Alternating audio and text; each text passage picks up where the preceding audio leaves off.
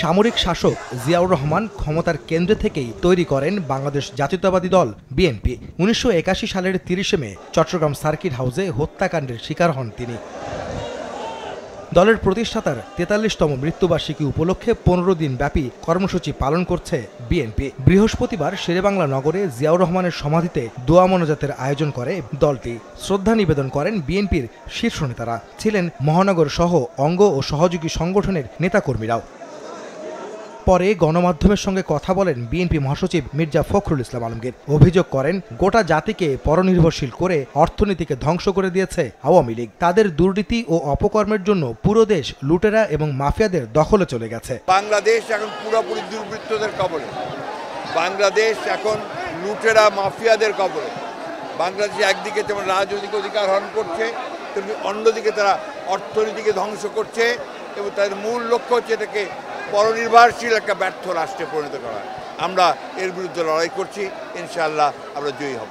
জোর bright lock technology সাধারণ পাউডারের তুলনায় দেয় দ্বিগুণ উজ্জ্বলতা, রিন অ্যাডভান্সড দেয় দ্বিগুণ উজ্জ্বলতা। একদলীয় শাসন কায়েম করতেই আওয়ামী লীগ জবরদখল করে ক্ষমতায় টিকে আছে মন্তব্য করে মির্জা ফখরুল আন্দোলন বেগবান করার মাধ্যমেই সরকার হটানোর হুঁশিয়ারি দেন। আজকে বাংলাদেশে গণতন্ত্র সম্পূর্ণভাবে নির্বাসিত, একদলীয় শাসন ব্যবস্থা প্রতিষ্ঠার জন্য আজকেই শাসক গোষ্ঠী আওয়ামী লীগ তারা বিভিন্ন রকম কলা কৌশল করে জনগণের ভোটের অধিকার হরণ করে নিয়ে তারা আজকে ক্ষমতাকে দখল করে আছে এবং একদলীয় শাসন ব্যবস্থা প্রবর্তন করতে যাচ্ছে ভিন্ন পদ্ধতি।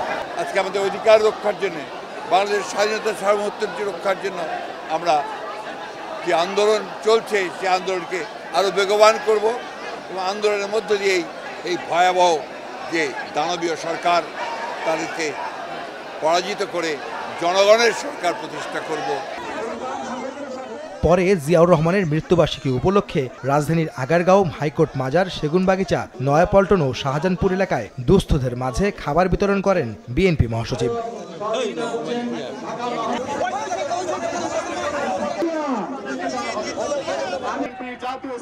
এছাড়াও বিএনপির স্থায়ী কমিটির সদস্য ডক্টর আব্দুল মঈন খান রাজধানীর পল্লবী এলাকায় দিবসটি উপলক্ষে দুস্থদের মাঝে খাবার বিতরণ করেন। এ সময় তিনি বলেন, গণতন্ত্র পুনরুদ্ধারে আন্দোলন চালিয়ে যাবে বিএনপি।